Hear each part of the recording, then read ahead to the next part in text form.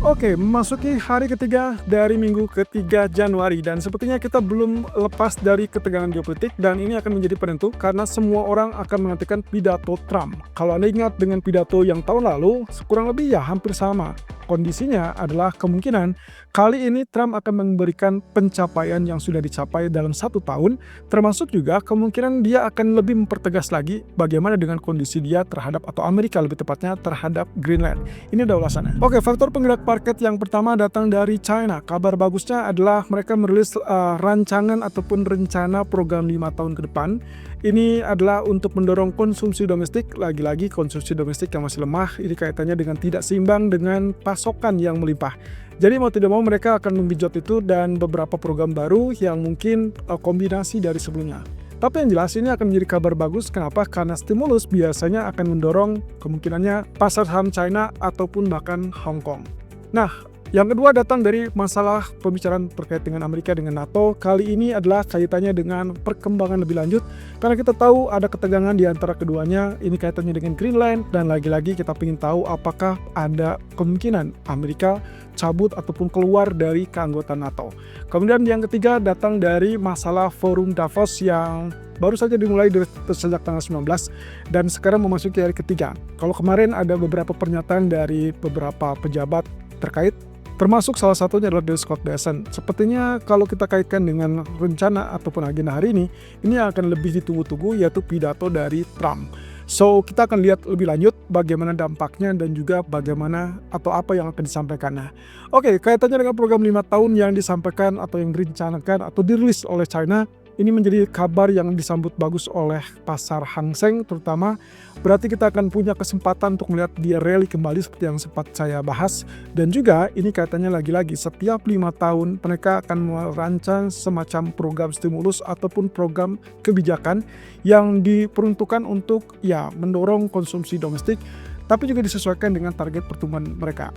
Ya, latar belakang yang utama adalah kaitannya dengan pencapaian mereka untuk laju pertumbuhan yang bisa dikategorikan sesuai dengan target mereka. Walaupun ya angkanya sebetulnya nggak sampai 5%, hanya 4,5%.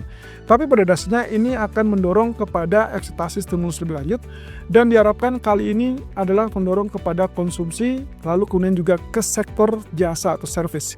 Jadi tidak lagi hanya konsumsi semata, tapi mereka akan fokus dengan beralih ke konsumsi jasa. Tujuannya salah satunya adalah untuk mendorong investasi swasta lebih aktif lagi dan ini berarti kabar yang juga cukup bagus karena beberapa tahun terakhir kita tahu bahwa pemerintah China sedikit tertutup untuk investasi swasta. Harapannya kalau misalkan ini terjadi berarti kemungkinan perpanjangan subsidi bunga pinjaman, konsumsi, dan juga sektor jasa sampai akhir 2026. At least mereka punya waktu 1 tahun pertama ini. Lalu kemudian kalau misalkan ternyata dilihat belum cukup, maka mereka akan menyesuaikan di setiap tahunnya karena program ini akan berjalan sepanjang 5 tahun ke depan, 2026 sampai 2030.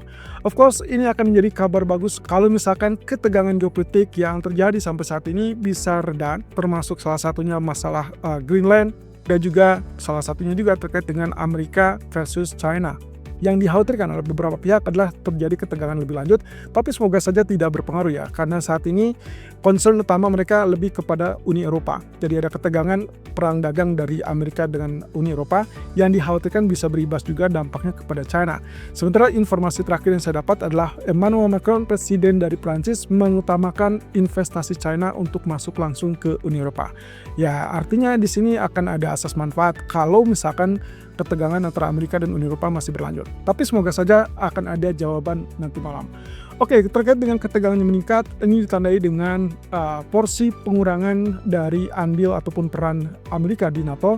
Dan Trump tadi malam memberikan indikasi bahwa Amerika akan menarik diri sekitar 200 personelnya dari beberapa lembaga ataupun badan yang bisa dikategorikan mungkin cukup krusial ya di dalam keanggotaan ataupun badan NATO. So, badan-badan tersebut seperti Pusat Integrasi Intelijen NATO, kemudian Komando Pasukan Operasi Khusus Sekutu, dan juga Strict for NATO. Jadi kita akan lihat beberapa badan tersebut akan kemungkinannya terpengaruh dari sisi pendanaan ataupun bahkan andil dari Amerika. Ya, rasa-rasanya ini akan menunjukkan semakin meningkatnya ketegangan di antara kedua belah pihak. Jadi Jangan harap akan ada solusi dalam waktu dekat seandainya tidak ada jalur diplomasi yang menyelesaikan semuanya. Catatannya adalah saya agak ragu kalau ini bisa menjadi tanda-tanda pemulihan ataupun ya katakanlah mungkin meredanya ketegangan. Karena dalam beberapa pernyataan tersebut tidak mengindikasikan bahwa Amerika akan menyerah begitu saja terkait dengan Greenland. Nah, tapi kabar bagusnya adalah yang sedikit memberikan harapan itu adalah bahwa Amerika tidak keluar 100% dari NATO. At least mungkin cuma beberapa personil yang dicabut, bukan berarti dia keluar dari keanggotaan NATO. Nah, ini juga yang akan kita fokuskan nanti malam, yaitu terkait dengan pidato Trump. Seperti yang tadi saya sempat sebutkan bahwa pidato di tahun 2025 yang lalu, mereka sempat memberikan indikasi terkait dengan penekanannya adalah harga minyak lebih rendah.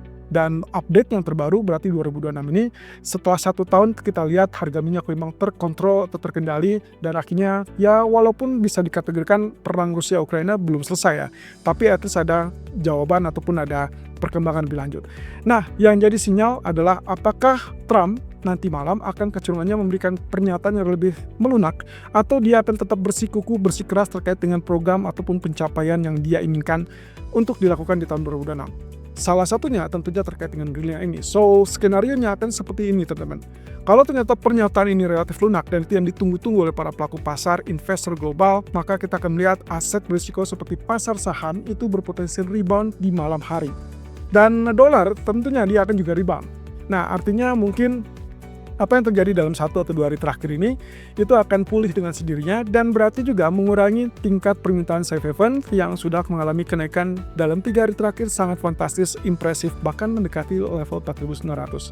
Nah, kemudian kalau strateginya ataupun misalkan skenario-nya adalah pernyataan ini lebih intensif lagi, lebih meningkat lagi, lebih mendorong lagi kekaitannya dengan keinginan Trump yang dipaksakan, let's say seperti itu, tidak menutup dengan jalur diplomasi tapi tidak ada solusi, ya otomatis ini akan membuat aset berisiko seperti pasar saham kembali turun. Kalau Anda lihat di pagi hari kita sudah melihat ada harapan terkait dengan rebound di pasar saham, tapi ini belum efektif dan kita mungkin akan lihat jawabannya nanti malam. Jadi hati-hati di situ. Dan dolar kemungkinan yang tadinya relatif bisa dikatakan sedang mengalami rebound ataupun penguatan, mungkin nantinya mengalah lanjut melemah. Nah, ini berarti aksi jual terkait dengan semua berbau Amerika itu kemungkinan akan berlanjut dan berarti safe haven itu akan muncul kembali dengan emas. Kenapa demikian? Karena ternyata setelah kita telusuri, safe haven yang biasanya bertumpu kepada obligasi pemerintah Amerika itu sama sekali tidak berjalan. Dan kekhawatiran tersebut dikarenakan program ataupun kebijakan pemerintah Amerika yang dinilai agak sedikit mengkhawatirkan dan dikhawatirkan juga akan cenderung lebih meningkatkan prioritasnya adalah ke kondisi geopolitik. So, hati-hati di malam hari, kita belum tahu apa yang akan disampaikan oleh Trump, tapi perkiraan kami adalah agak sulit untuk mengharapkan dia melunak untuk saat ini, karena egonya sedang tinggi-tingginya. Oke, data ekonomi untuk hari ini hanya ada CPI dari Inggris yang sebentar lagi akan dirilis. Harapannya adalah 3,3%, kemudian kalau kita lihat dari previous 3,2, harusnya sih ini tidak memberikan indikasi alasan tertentu kepada BOE menurunkan suku bunga. Tapi beberapa ada kekhawatiran, yaitu kaitannya dengan meningkatnya ketegangan dengan Amerika, terutama untuk perang tarif yang dikhawatirkan akan memicu perlambatan ekonomi Inggris, sehingga akhirnya mau tidak mau BOE harus turunkan kembali suku bunganya. Kemudian yang kedua adalah kita akan lihat pidato Trump itu dijatuhkan di jam 20.30, so ini akan main course utama kita, jadi kita harap berhati-hati di volatility di saat malam hari. Kemudian ada pending home sales, tapi saya akan abaikan ini karena yang jauh lebih penting adalah apa yang disampaikan oleh Trump dan ini semua terkait dengan geopolitik. Terlepas dari hal ini, baru kita akan fokus dengan data ekonomi adalah besok malam dengan data GDP dan juga inflasi PCE.